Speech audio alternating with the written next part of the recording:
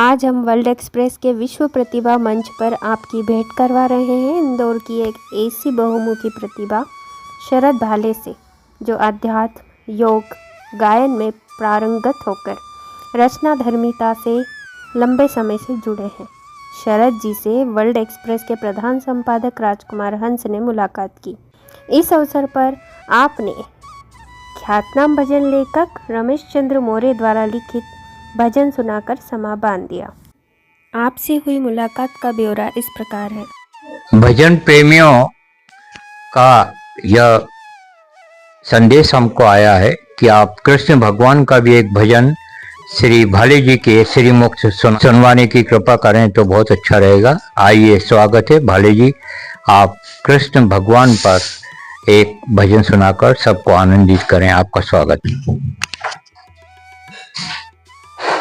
आज हमारे मित्र राजन मौर्य जी नहीं रहे, लेकिन हम बचपन से साथी थे और योग का भी कोर्स हमने साथ में ही किया था। गुरु हमारे रमेश चंद्र जी वर्मा, जो हमारे यूनियन हॉस्पिटल, उनने ही योगाचार्य की उपाधि, हम दोनों ने कोर्स साथ में ही किया था।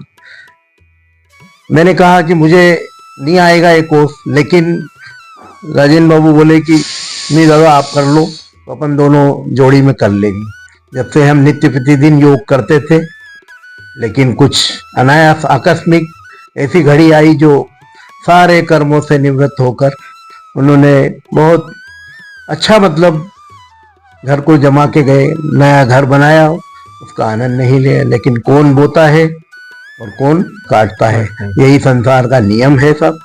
ओम शांति ओम शांति। अब मैं गीत सुनाता हूँ आपको। कैसी मुरलिया, कैसी मुरलिया बजाई रे, चलिया मन मोहना, मैं तो दौड़ी दौड़ी चली आई रे, मैं तो दौड़ी दौड़ी चली आई रे। कैसी मुरलिया बजाई रे, चलिया मन मोहना, मैं तो दौड़ी दौड़ी चली आई रे, मैं तो दौड़ी दौड़ी चली आई। आ, आ, ओ,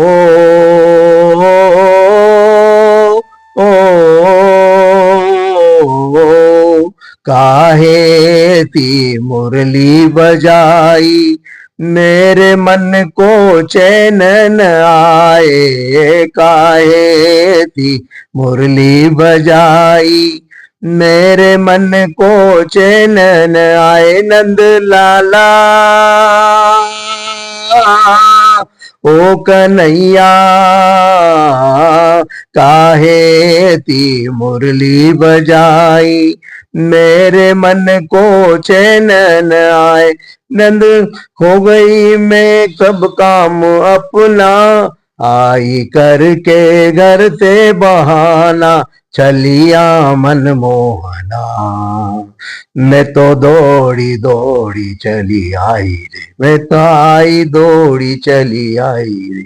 चल के पनघट पे पलक प्यार की दो बात करे, जल भरने के बहाने से मुलाकात करे।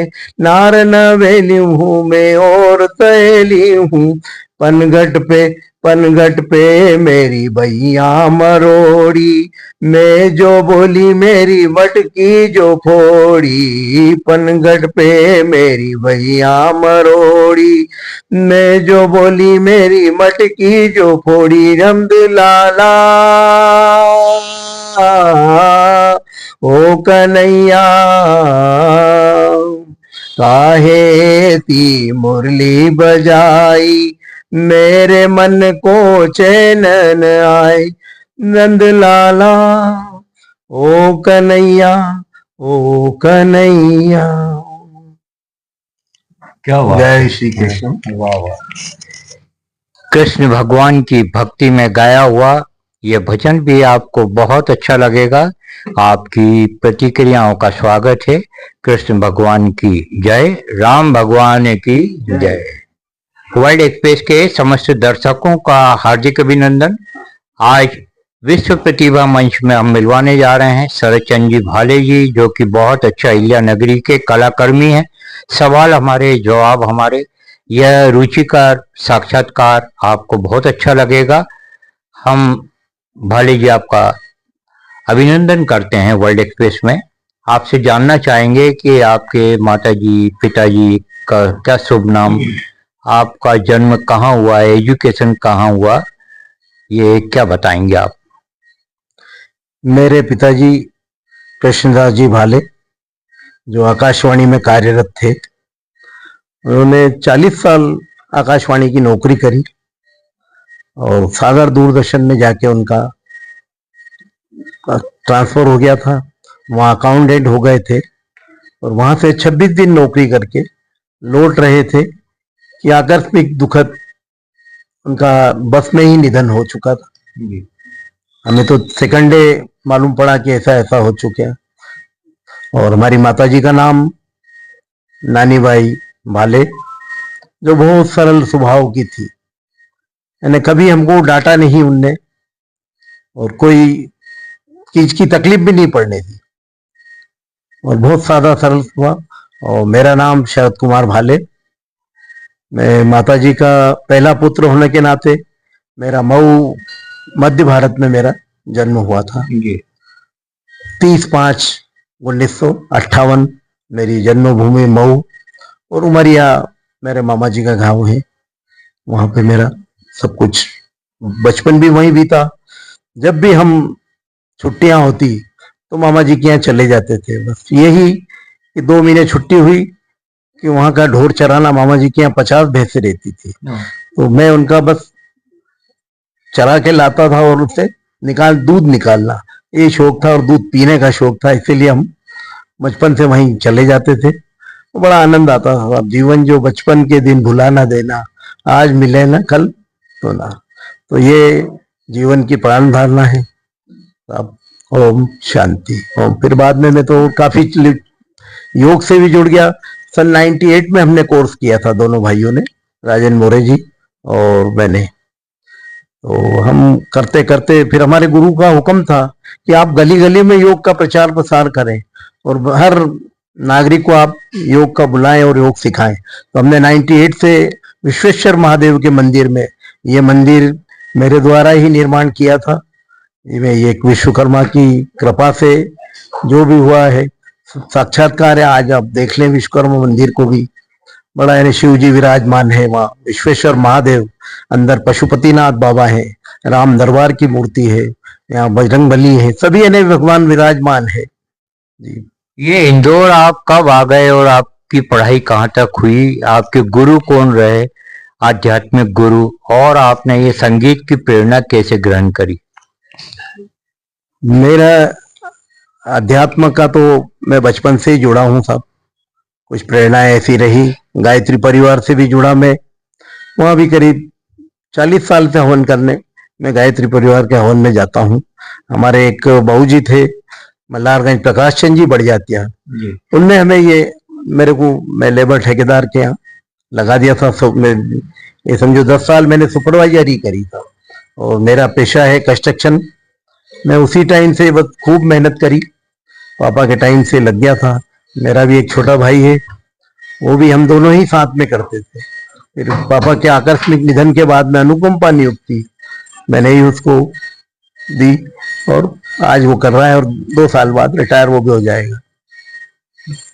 जैसा आपने बताया ऊपर एक चित्र लगा हुआ, वो गुरु जी का क्या नाम, जो राम द्वारे से जुड़े हुए? हाँ, हृदय राम जी काली कमली वाले हमारे बचपन के साथी थे। हम स्कूल से वहीं से भाग के चले जाया करते थे।